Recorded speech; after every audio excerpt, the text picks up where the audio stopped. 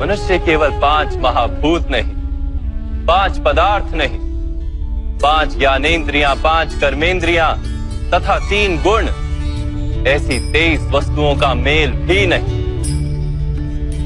मनुष्य को चलने फिरने तथा कार्य करने हेतु शक्ति की आवश्यकता होती है और उस शक्ति को चेतना कहते हैं। तो क्या माधव, मनुष्य इसकी चेतना है?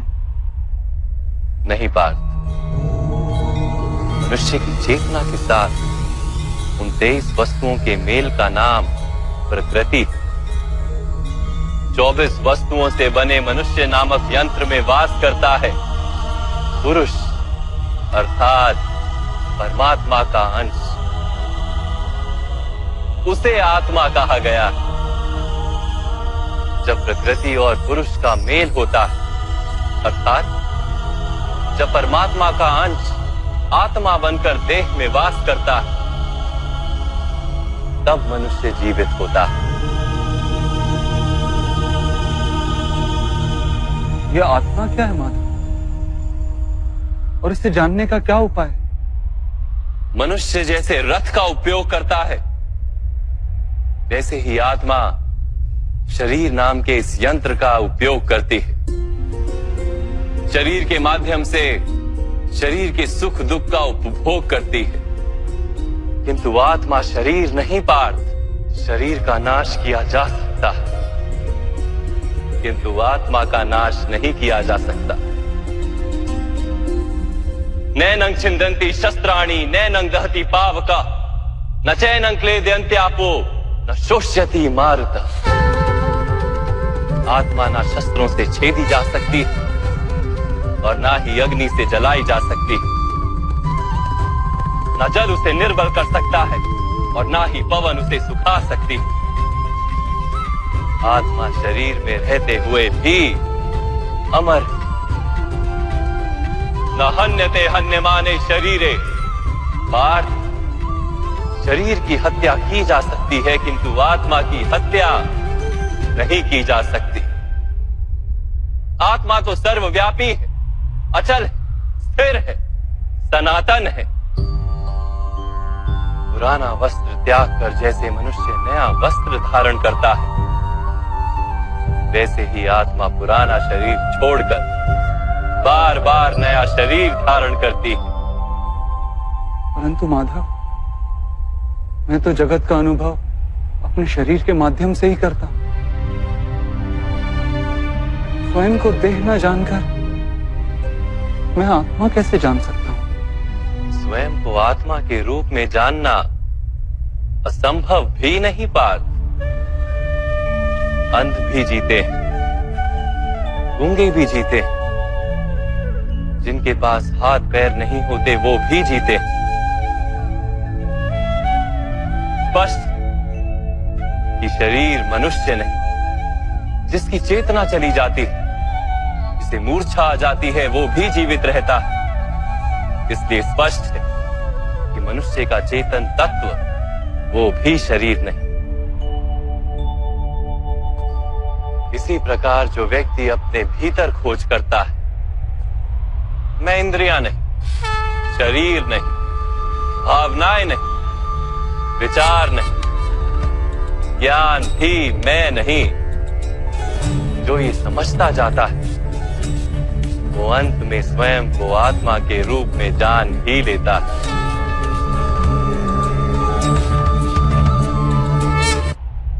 यह आत्मा का क्या कार्य है माधव? जब पर ब्रह्म के भाग हुए, पुरुष तथा प्रकृति बने, तब पुरुष अर्थात परमात्मा के अंश ने आत्मा बनकर प्रकृति की प्रत्येक वस्तु में वास किया। उस आत्मा को मोह तथा अंधकार ने घेर लिया पार। उस मोह निद्रा से जागृत होकर स्वयं को परमात्मा का अंश जानना ही आत्मा का कर्तव्य, उद्देश्य और जीवन कार्य।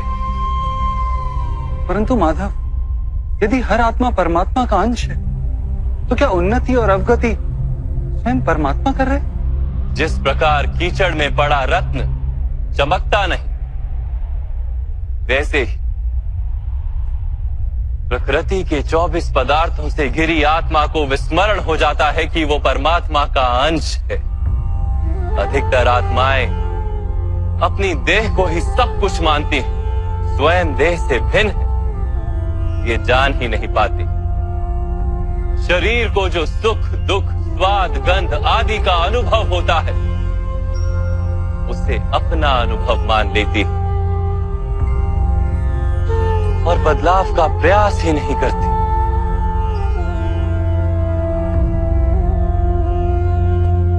जो आत्माएं बदलाव का प्रयत्न नहीं करती, निरंतर अधर्म करती रहती हैं, उन्हें जागृत करने के लिए दंड देना अनिवार्य है।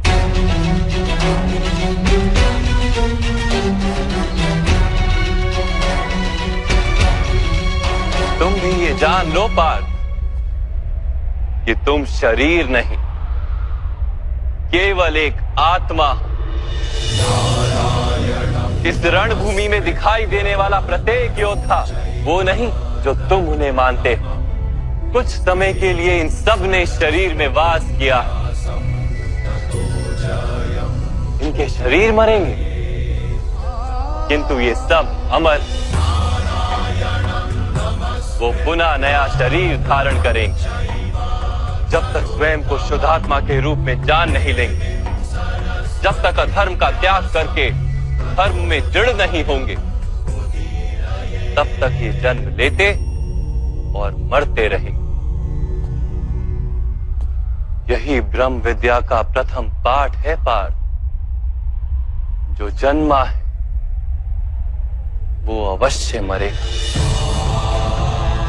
और जो मरता है वो अवश्य फिर से जन्म लेगा।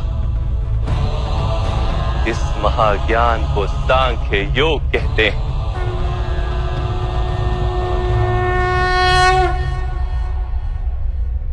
धर्म और अधर्म क्या है माधव? जिस मार्ग पर चलकर मनुष्य स्वयं को आत्मा के रूप में देखता है, परमात्मा के अंश के रूप में स्वयं को जानता है, उस मार्ग को धर्म कहते हैं।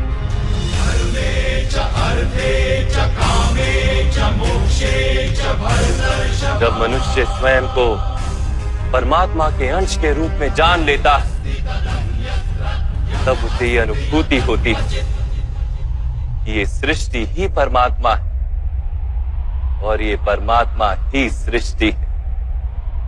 सृष्टि और परमात्मा में कोई भेद नहीं।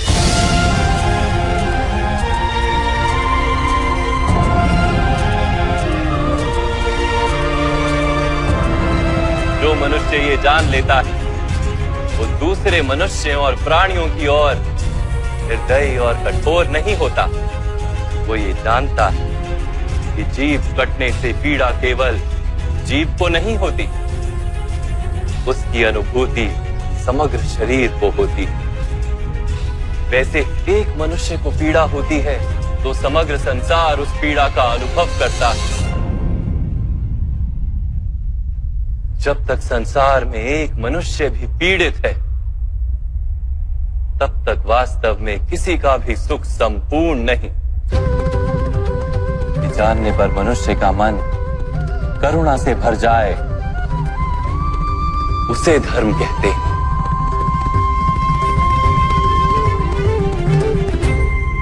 जब किसी पर तमस गुण छाया होता है तो वो दूसरों के प्रति कठोर, निर्दयी और स्वार्थी हो जाता है। अपने माने हुए सुख के लिए दूसरों को दुख देता है। परमात्मा की ओर गति नहीं हो पाती उसकी। अर्थात अधर्म परमात्मा से दूर ले जाने वाले मार्ग का नाम है। अर्थात अधर्म तो अज्ञान का दूसरा नाम। तो फिर अज्ञानी के प्रति तो दया होनी आवश्यक है ना? दंड का क्या तात्पर्य है?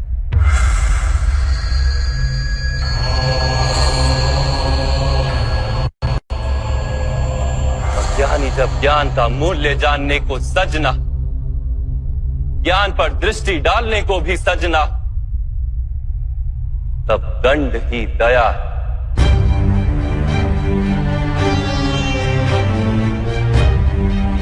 उसके प्रति भी और दूसरों के प्रति भी।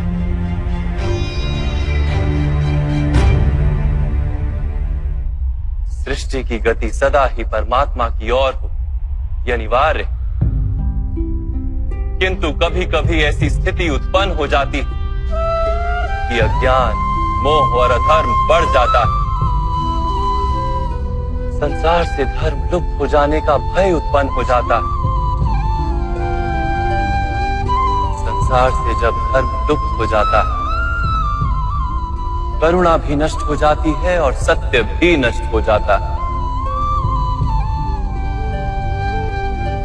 आने वाली पीढ़ियों को धर्म प्राप्त हो सके, इसके लिए आज अधर्मियों का नाश करके धर्म की पुनः स्थापना करना अनिवार्य है। कथा संग्राम की, विश्व के कल्याण की। आज भी ऐसी ही स्थिति है पार्थ, और धर्म स्थापना का कर्तव्य तुम्हारा है।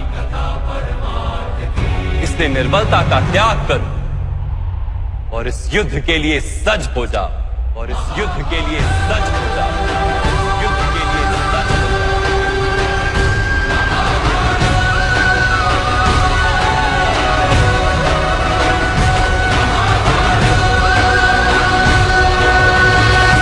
परंतु मेरे हाथों हत्याएं होंगी माधव,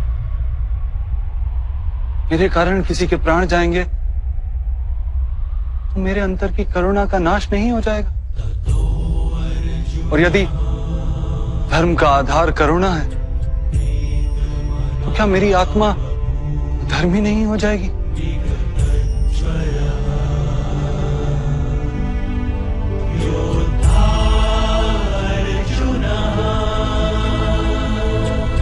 धर्म का बंधन अवश्य निर्मित होता है, किंतु कार्य का बंधन निर्मित नहीं होता पार्थ। तुम्हें कर्म और कार्य के बीच क्या भेद है, ये जानना आवश्यक है। सभी कर्म कार्य है, किंतु सभी कार्य कर्म नहीं।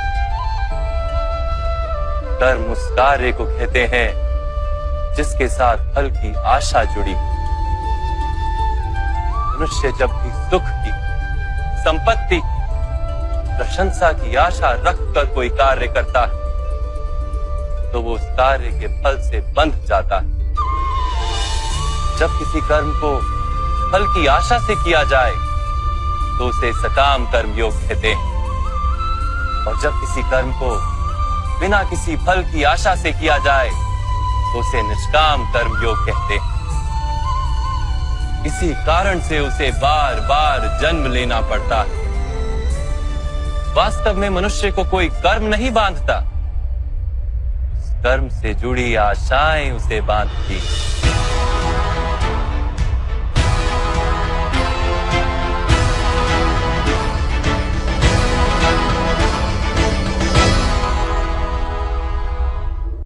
वास्तव में मनुष्य को कोई कर्म नहीं बांधता, उस कर्म से जुड़ी आशाएं उसे बांधती हैं।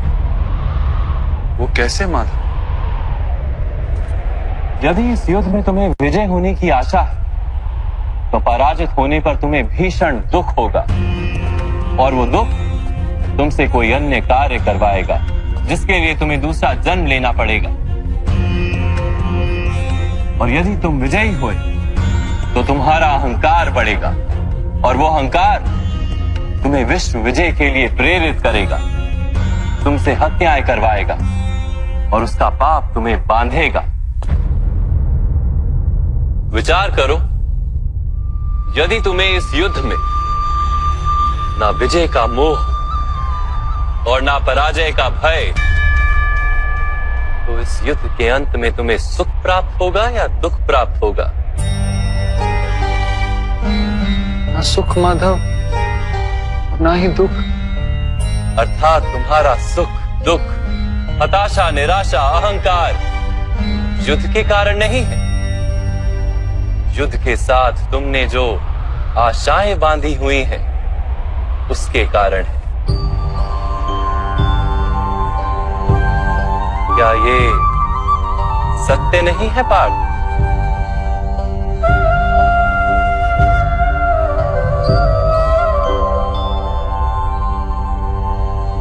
सुख दुखे समे कृत्वा लाभा लाभो जया जयो ततो युद्धाय युज्यस्व नैवं पाप मवाप्स्यसि।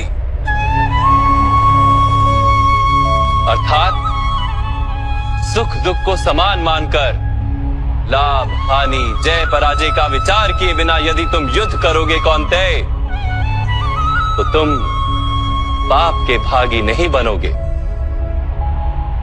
इसी को कर्म योग कहते हैं। जो सांख्य का ज्ञान प्राप्त कर लेता है वो ये जान लेता है कि वो शरीर नहीं, केवल एक आत्मा है। शरीर के भोग और अनुभव तो केवल मृत्यु तक है, अर्थात वास्तविक नहीं, केवल माया है। उसके लिए कर्मयोगी बनना सरल हो जाता है। परंतु माधव, यदि कार्य से बंधन निश्चित है तो क्या संसार का त्याग करके संन्यास लेना उचित नहीं? इसी विचार का परिणाम है कि आज ये युद्ध हो रहा है पार्थ।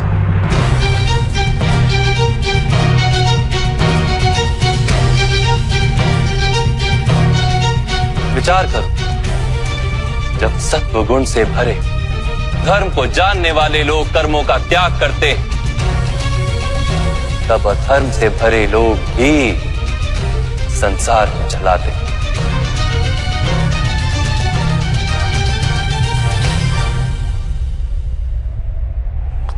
यदि महामहिम ने संसार का त्याग ना किया होता तो आज अधर्म इतना बढ़ता ही नहीं।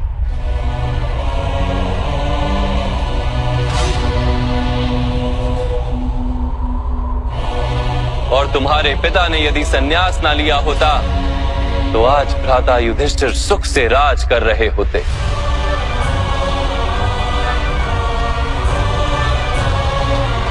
और अपनी प्रजा को न्याय और धर्म का ज्ञान दे रहे होते। किंतु दुखदायक बात तो यह है पार्थ कि सत्वगुण से भरे मनुष्य ही संसार को लाभ दे सकते हैं, किंतु वो ही संन्यास का विचार करते हैं। जैसे जल तो भाप बनकर उड़ जाता है और कीचड़ कीचड़ वहीं पड़ा रहता है, वैसे सत्वगुणी सज्जन लोग तो संसार का त्याग कर देते और तमस से भरे अधर्मी लोग संसार में कार्य करते हैं। इसी कारण से संसार में पाप और अधर्म बढ़ता है।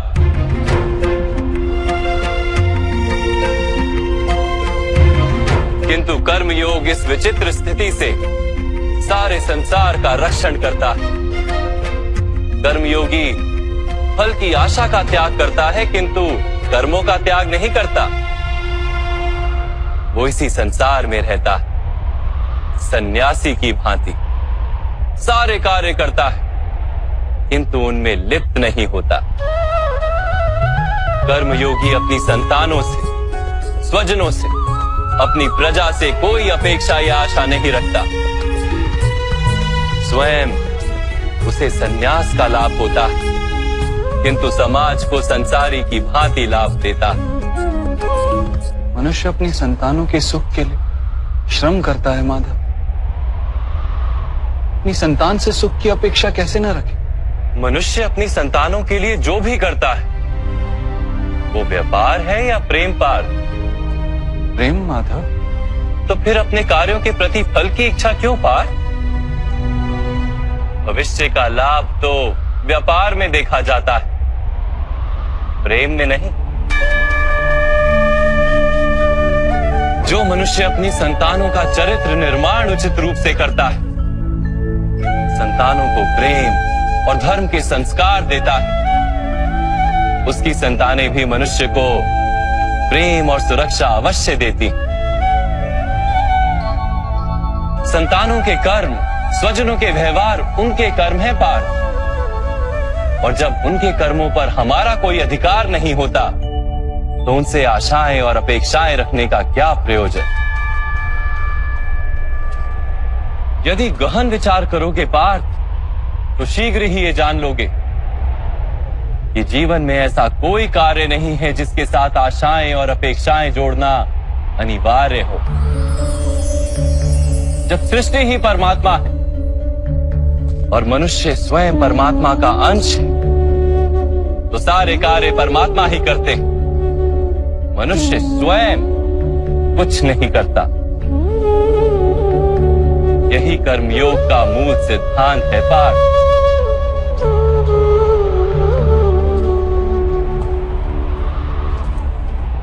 तुम्हें भी कर्मयोगी बनकर ये युद्ध करना आवश्यक है पार्थ। त्रिगुणिया विश्या वेदा निस्त्रिगुण्यो भवार्जुना निर्द्वंद्वो नित्य तत्वस्थो निर्योग क्षेम आत्मवान। 3 गुणों का त्याग करके निर्गुण बन जाओ पार्थ। इस द्वंद्व से मुक्त हो जाओ। सदा सत्व अर्थात परमात्मा में बुद्धि लगाकर कर्तव्य का वहन करते रहो। कुछ प्राप्त करने की इच्छा और कुछ प्राप्त किए हुए का रक्षण करने का विचार त्याग दो पार्थ और अपनी आत्मा को स्वतंत्र कर।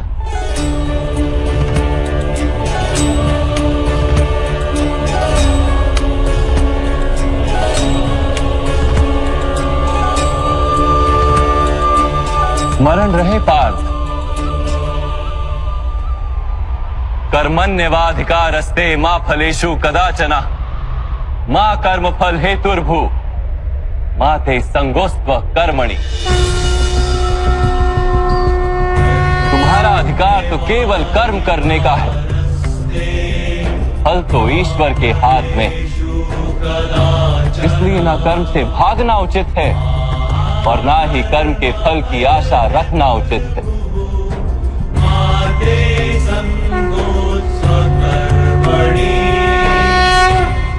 जो फल का त्याग कर दे परंतु कर्म का त्याग ना करे, ऐसे कर्मयोगी को कैसे जाना जा सकता है माधव? विश्या विनिवर्तन्ते निरहारस्य देहिनः रसवर्जम रसोप्यस्य परम दृष्ट्वा निवर्तते। सुनो पार्थ, जो स्वाद से छूटने के लिए भोजन का ही त्याग कर देता है, वास्तव में उसके मन से स्वाद की लालसा कभी जाती ही नहीं। उसे दोहरी हानि होती है। एक तो वो निर्बल हो जाता है, जिसके कारण परमात्मा को प्राप्त करने का जो प्रयत्न अनिवार्य है उसे वो नहीं कर पाता। और दूसरा, सदा ही उसका मन स्वाद की लालसा से भरा रहता है। इसलिए भोजन का त्याग करने से उत्तम है स्वाद की लालसा का ही त्याग कर दिया जाए। कर्मयोगी अपने मन की सारी लालसाओं को खींच लेता है, जीवन को कर्तव्य मानकर कार्य अवश्य करता है, किंतु उन कार्यों से जुड़ता नहीं। और बात, जो व्यक्ति अपने कार्यों से आशाएं और इच्छा नहीं रखता, उसी के कार्य पूर्ण होते हैं। एक असफलता से दुखी होकर जिसका मन डोलता नहीं, एक सफलता से आनंदित होकर जो स्वयं को सर्वश्रेष्ठ नहीं मानता, ऐसे ही व्यक्ति को कर्म योगी कहते हैं। और ऐसा व्यक्ति जीवन में बार बार सफल होता है।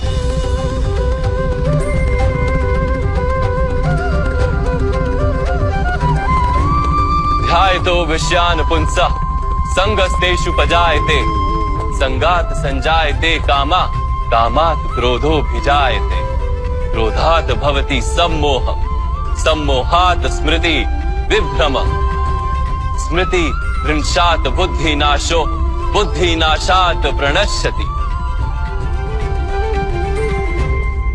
फल की आशा से कामना प्रकट होती है और कामना का तो स्वभाव है असंतुष्ट रहना। असंतोष से क्रोध उत्पन्न होता है और क्रोध से मोह जन्मता है। मोह के कारण व्यक्ति आचार और व्यवहार का ज्ञान ही भूल जाता है। ज्ञान के जाने से बुद्धि चली जाती है, अनुचित प्रकार के कार्य होने लगते हैं और समाज ऐसे व्यक्ति का शत्रु बन जाता है और अंत में ऐसे मनुष्य पूर्णतः पतन हो जाता है।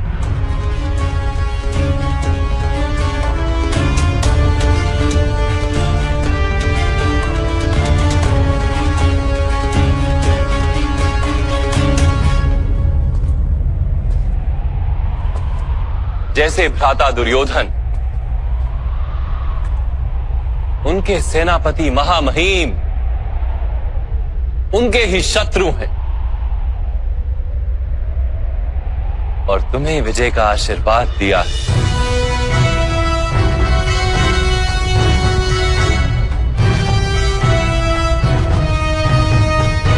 पार्थ, कर्मयोग ब्रह्म विद्या का दूसरा चरण है। परमात्मा में अपनी बुद्धि स्थिर करो, स्वयं को आत्मा जानो, मिथ्या बंधनों से मुक्त हो जाओ और फल की आशा का त्याग करके केवल कर्म करते रहो।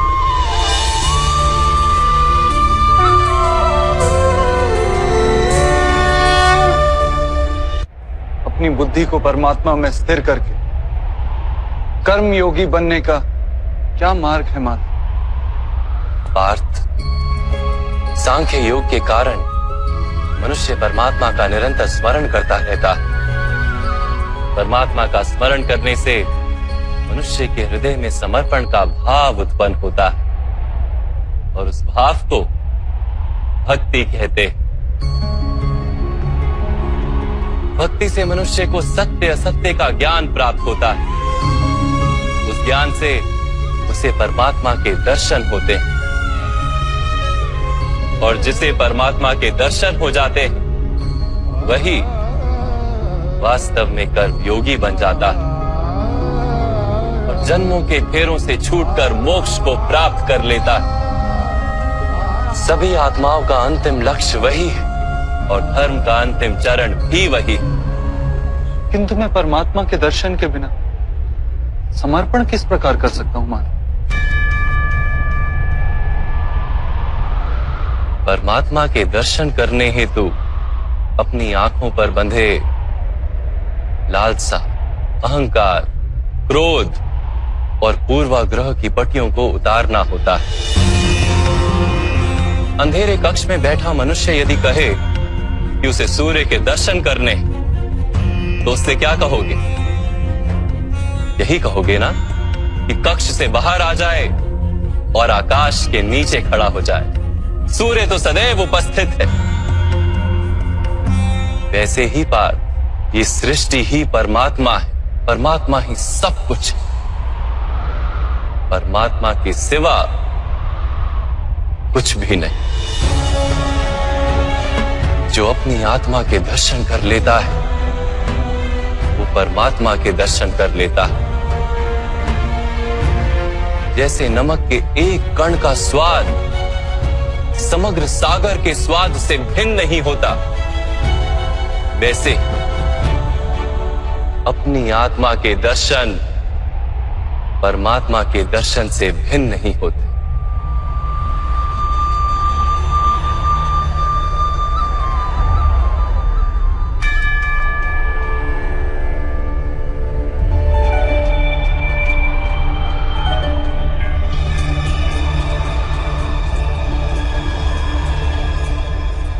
माधव, क्या आप भी परमात्मा हैं?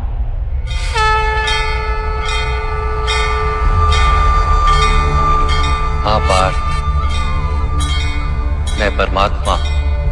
यदा यदा हि जैसे तुम भी परमात्मा हो, केवल तुम अभी जागृत नहीं हुए हो और मैंने ये जान लिया है। युत्थानम् अधर्मस्य तदात्मानं सृज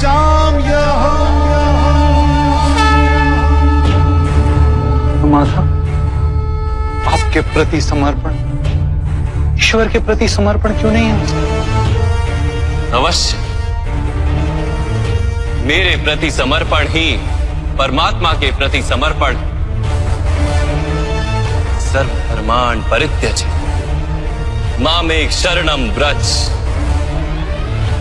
सारे जगत का त्याग करके मेरी शरण में आ जाओ पार्थ।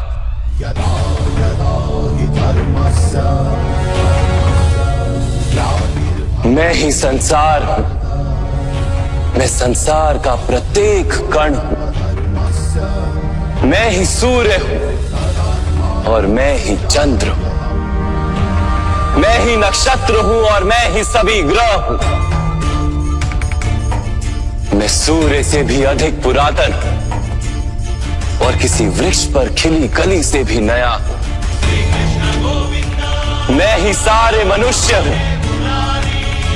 मैं ही स्वर्ग और नर्क को धारण करने वाली शक्ति हूं। मैं ही दुर्योधन हूं और मैं ही अर्जुन भी हूं।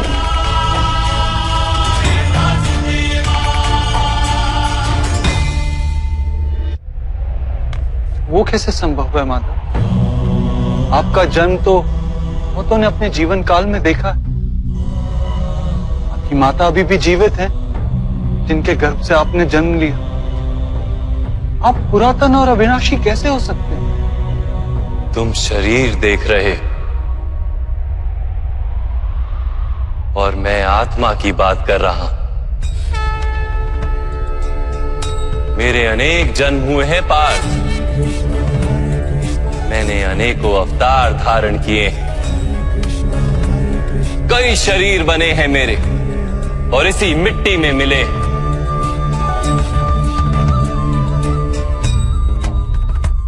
और आगे भी मैं बार बार जन्म लूंगा।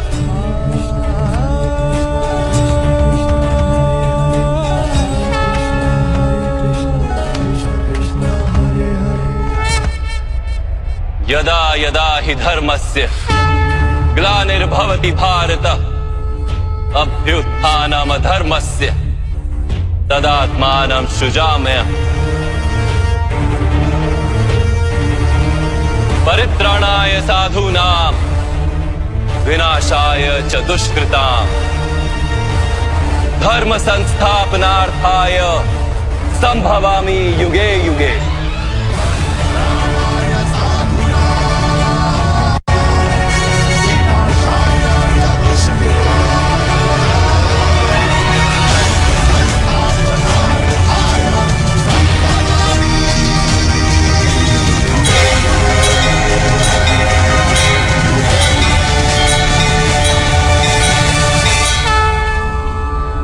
जब जब धर्म को हानि होती है, जब जब अधर्म में वृद्धि होती है, तब तब सत्पुरुषों के उद्धार के लिए, अधर्मियों के विनाश के लिए और धर्म की पुनः स्थापना के लिए मैं ही जन्म लेता हूं।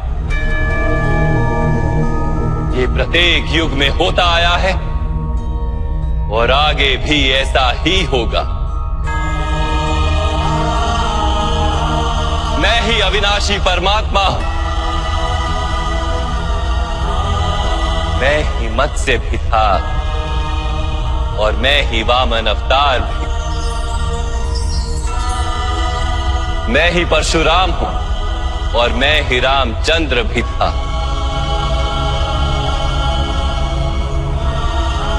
मैं ही ब्रह्मा विष्णु और महेश हूं और मैं ही सरस्वती काली और लक्ष्मी भी।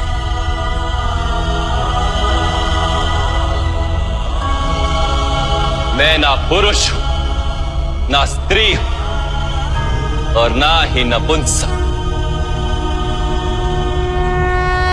मैं ना शरीर हूं, ना शरीर के अंग हूं। मैं ज्ञान, सृष्टि हूं, चैतन्य और पर ब्रह्म।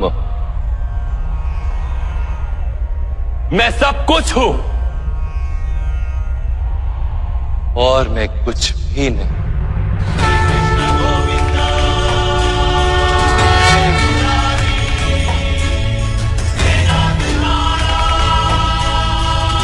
ऐसा प्रत्येक युग में हुआ है और आगे भी ऐसा ही होता रहेगा।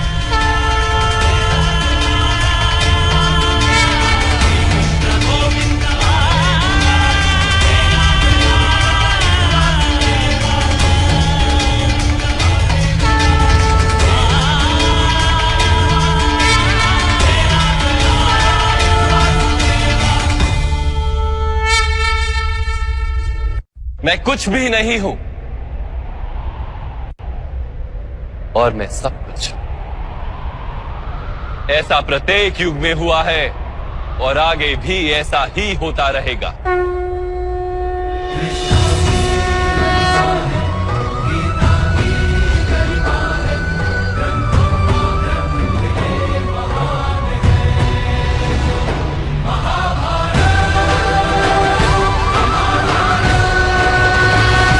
जब तुम आत्मज्ञान प्राप्त करोगे पार्थ, स्वयं को मुझसे जुड़ा ही पाओगे। तब तुम भी मेरी ही भांति स्वयं को परमात्मा के रूप में देखोगे। किंतु उस पद को प्राप्त करने हेतु मेरे प्रति संपूर्ण समर्पण अनिवार्य है। समर्पण क्या है माधव? समर्पण मन की ऐसी स्थिति का नाम जब मनुष्य अपने सारे संकल्पों का त्याग कर देता है, स्वयं से किसी प्रकार के निर्णय अथवा प्रण भी नहीं लेता। जिस प्रकार के कार्य उसे दिए जाते हैं उसी प्रकार के कार्य करता है।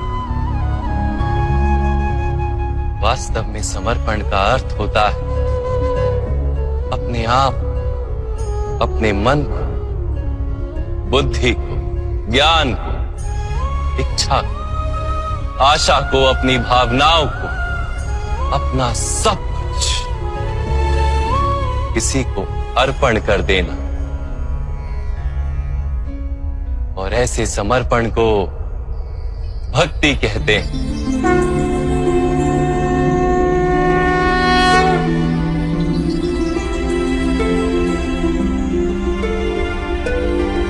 पत्नी का समर्पण पति की ओर होता है, एक योद्धा का समर्पण सेनापति की ओर होता है।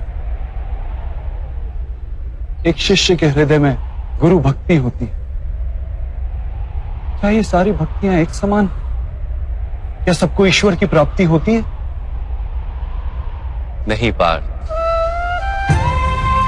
मनुष्य जिसके प्रति समर्पित होता है उसी के रूप में ढलने लगता है। उसके मन में कोई संदेह, कोई प्रश्न जन्म नहीं लेता। किसी दुष्ट के प्रति समर्पण उस मनुष्य के कार्यों को दूषित कर देता है। अंगराज कर्ण ने धर्म को जानते हुए भी युद्ध सभा में पांचाली को अपशब्द कहे थे। जो 5-5 पुरुषों के साथ संबंध रखती है, वैश्या होती है ऐसी स्त्रियां। उसका कारण था अंगराज का भ्राता दुर्योधन के प्रति समर्पण। इस युद्ध में उन्हें जो दंड मिलेगा वो किसी जन्म या जाति के लिए नहीं, अथवा एक दुष्ट के प्रति समर्पण के लिए उन्हें दंड मिलेगा। इसलिए हे धनंजय, समर्पण उत्तम के प्रति होना आवश्यक है। उसी से मनुष्य उत्तम बनता है। लोहे की माला से अपराधी बांधा जाता है, पीतल की माला से मंदिर के दीपक को बांधा जाता है, और सोने की माला को आभूषण बनाकर गले में धारण किया जाता है। पति भक्ति, स्वामी भक्ति, मित्र भक्ति, ऐसी अनेक भक्तियां होती हैं पार्थ, किंतु सबसे श्रेष्ठ भक्ति तो परमात्मा की भक्ति होती है।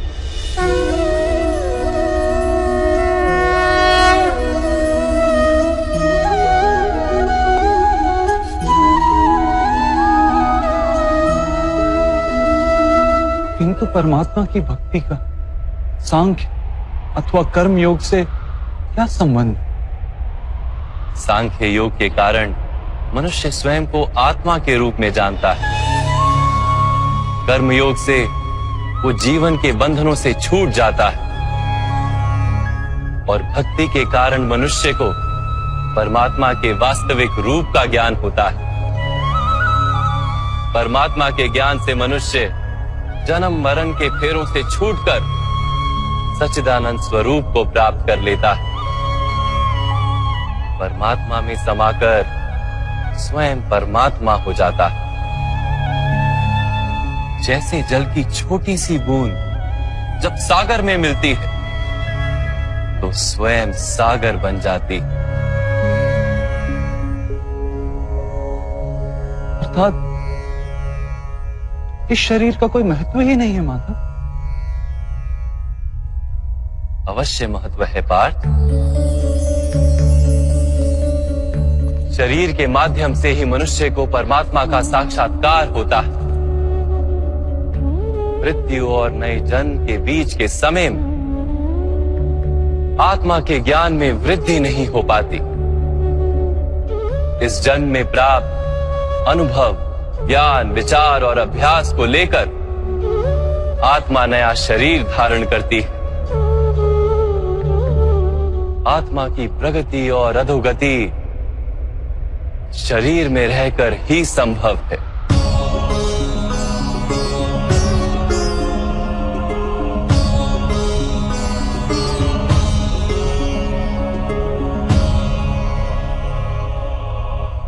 परंतु माधव, यहां उपस्थित व्यक्तियों का वध करके क्या हम उनके उद्धार की संभावना को नष्ट नहीं कर देंगे?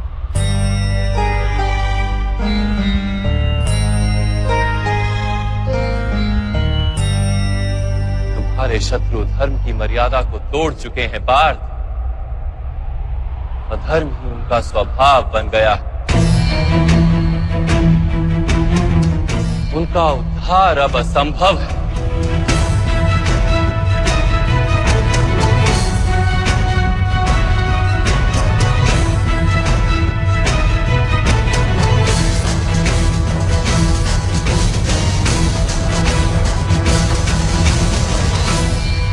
अपराधी को एक सीमा तक ही उद्धार का अवसर दिया जा सकता है।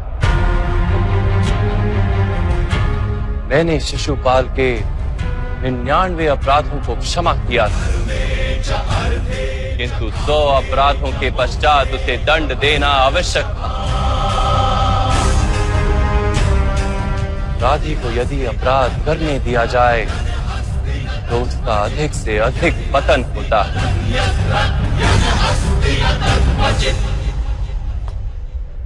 उसे अधर्म से रोकने में ही करुणा है धनंजय। ये आत्माएं मरेंगी नहीं।